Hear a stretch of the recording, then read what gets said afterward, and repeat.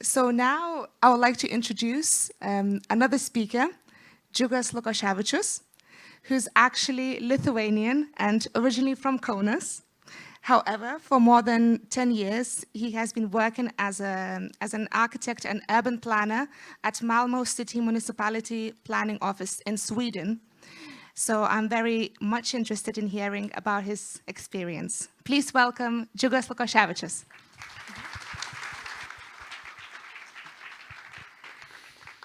So, yeah, you probably realize that I'm super happy to be here today because it's really like my two loves, my home city Kaunas and my city where I spent most of my professional career in Sweden, Malmo, and actually Malmo and Kaunas has very much in common, so to say.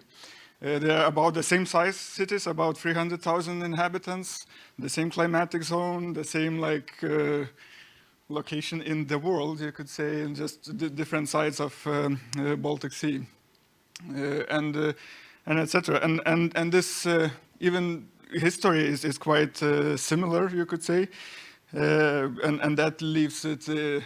Traces in the city as well. You have medieval city roots in the center. Then you have villas or this detached housing areas, and then modernistic era, of course, left a big trace in the city. And then it is surrounded by agricultural land. So we're both the southern Sweden and Lithuania. It's very much agricultural country still. And in our municipality where I'm working, I'm working in city planning office, and we are about 230 people working there. In our planning department, there's about 70 people who's working from everything from general plan and regional planning to detailed plans. And we're sharing very broad in-house competence. We're from building architects, landscape architects, physical planners, cultural geographers, and many other competences we have in-house, so to say. And today I'm going to run through very quickly and sporadically through some of the aspects how we plan Malmo city. I'm not going to cover all, but I hope it will generate some questions later. So I will start with a very basic stuff and boring stuff, you could say, but nevertheless I feel necessity to remind this. I know that most of you already know this, but regional planning. So actually, when we speak about nature in the city, so I would like to point out that it's important to speak not only nature in the city, but also city in the nature, city in natural surroundings, so to say. And it all starts with regional planning, and this is not some nice bubbles in scale 1 to 100,000, so to say. But it's actually a very concrete plan, which in this case shows Malmo and Lund and other municipalities in between, and how they are connected by public transport, mainly by railway-based public transport, and the priority areas for the development. So it's a very concrete plan. So these areas that lies next to public stops and etc. So these are the ones that we should develop in the first hand. Of course, then it comes the comprehensive plan, and as you can see, it doesn't say much. The comprehensive plan. It says all the brown color and is mixed-use city.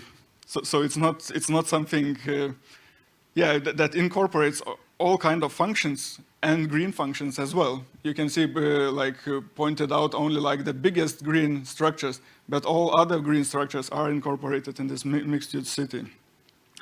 And one maybe important thing that it says actually So if you compare like a comprehensive plan from 80s to our new comprehensive plan, you can clearly see that the boundaries of the city is almost non-changed. So that means that the comprehensive plan ensures that we are building it very compact and this is very important aspect, so to say. And I should also mention that Malmo is the fastest growing city in Sweden and one of the fastest growing in the whole Europe. So to say for the city that no, we're not growing in size, but like inhabitants wise, but not in territory size, it's a very brave solution. So one of the main principles in our comprehensive plan is to build a dense, green and multifunctional city. And that I think is a very important to have in mind. These are the most important aspects in planning the cities. Because like take one of these out and it doesn't work. If you build like a dense and multifunctional, but not green, it will be like a ghetto. And if you build a green and multifunctional, but not dense enough, you have urban sprawl and etc. So these have to go hand in hand, all these three aspects. And when you speak city in natural surrounding, of course, it's very important to start with this natural structure that it is in place. And yes, Malmo is city by the sea. But very long period of time, it was completely cut off from the sea by this industrial harbor. And it is like in many cities even today in Europe. But we managed to build like in a very short period of time, from you can see 1990s just to 2005, completely like built and turned our face to the city,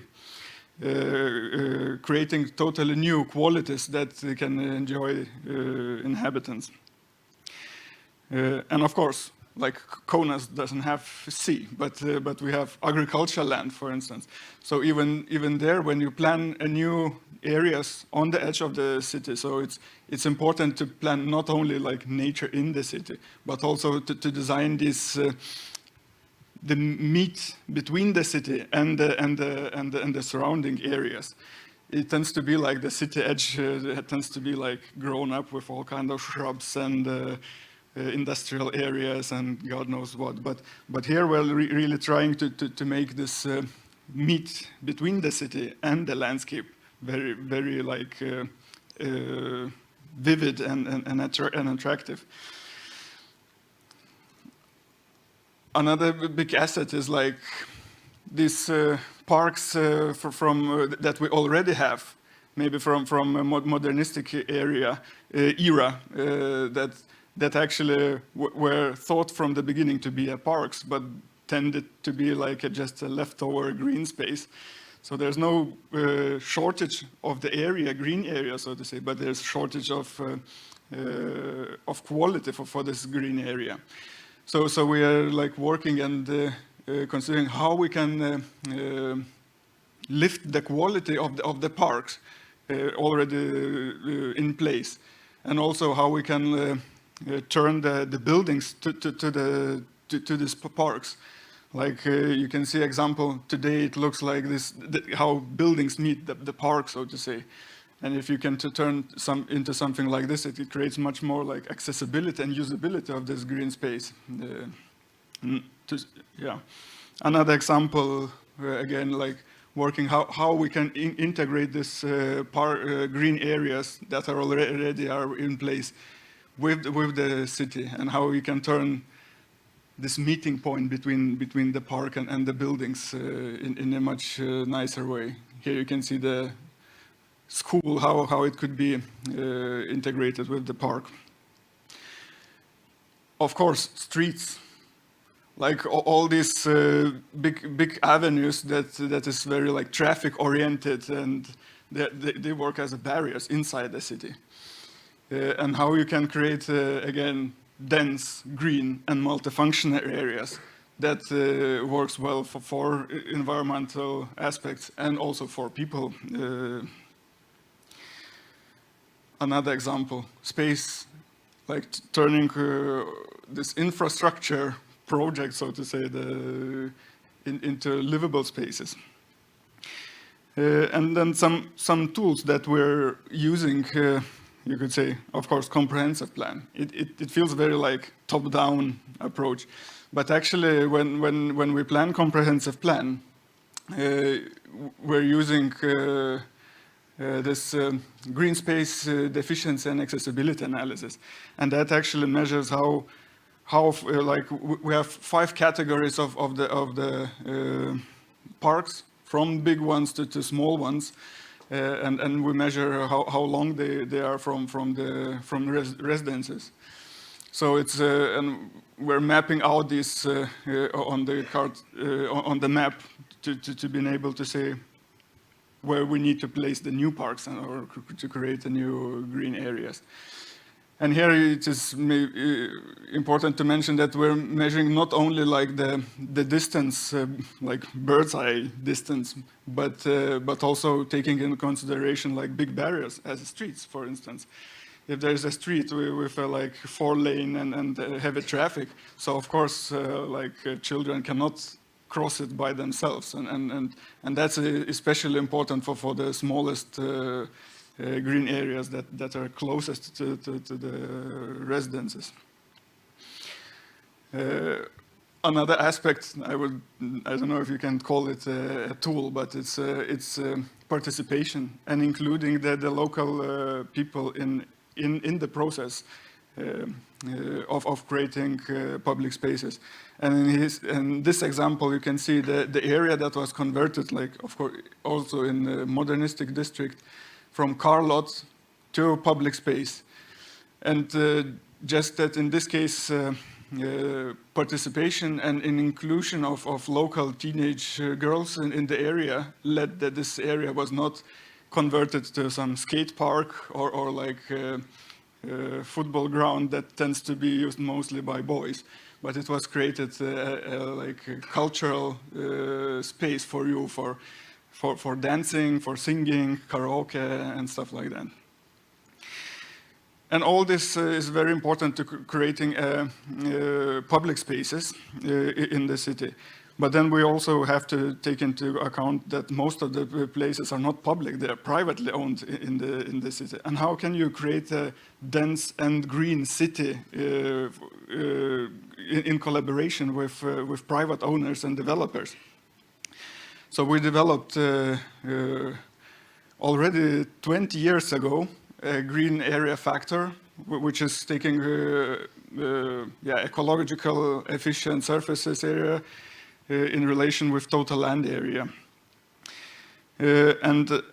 Like put it very shortly, is like if you have a totally like wild lot, you have like it is worth 1, and if you have like it build half of it, so you have like 0.5 and so on. But if you make for instance like green roof, depending on which like is it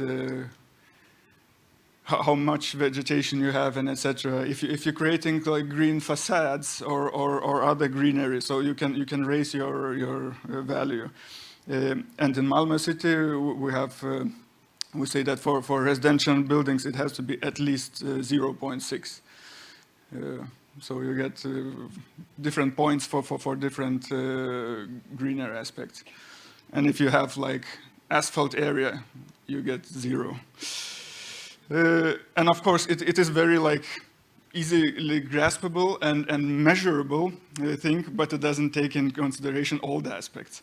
So we're working, as I mentioned, this is like 20 years old tool, which is like already business as usual today.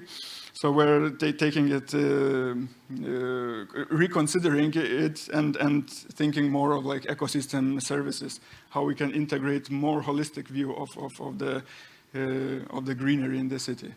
And that's like supporting services, regulating services, cultural services, provision services. Another tool that we're using is courtyards, guidelines for the courtyards, how you can create not only a green and functioning from the natural perspective, but also functioning for the residents and have enough closure or control and etc. And similar tools for even for schoolyards. And these all tools are very important if you're thinking to create a dense urban environment. And it's not only the quantity of the green. Of course, quantity is important, but also the quality of the area, of the spaces are important. And finally, I want to say a few of the trends that we see in the area. So this post-industrial nature. This is a limestone quarry in Malmo, which already is in the city boundaries. It was used until 90s, so it's very recently closed. And after a few years, we could notice that there's a lot of happening in there. So you don't need to do much actually. Even this is the place where it's it is probably the most influenced by humans. It's the most unnatural place, so to say. But without doing anything, it's recover itself. And now it is a nature reserve in Malmo. Another few aspects is new uses. How we use the public spaces and green spaces has changed drastically for in last few years. How public and private involvement happens. Here you can see an example in Hili and Malmo where allotment gardens and public park is 2 in 1, because people want to be involved. They want to be, and municipalities are also keen to involve people to give power, but also reduce the public cost.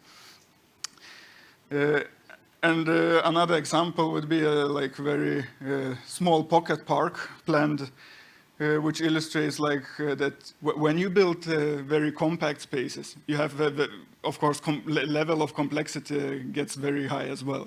So you have all the recreational functions, you have all stormwater treatment, historical memory, and all kind of functions layered one on top of the other in a very compact space. So you have solutions where it gets very technical as well. That you need to cope with. So thank you. It was a short run through, and I hope it raised some questions, and then we can discuss it in the discussion panel.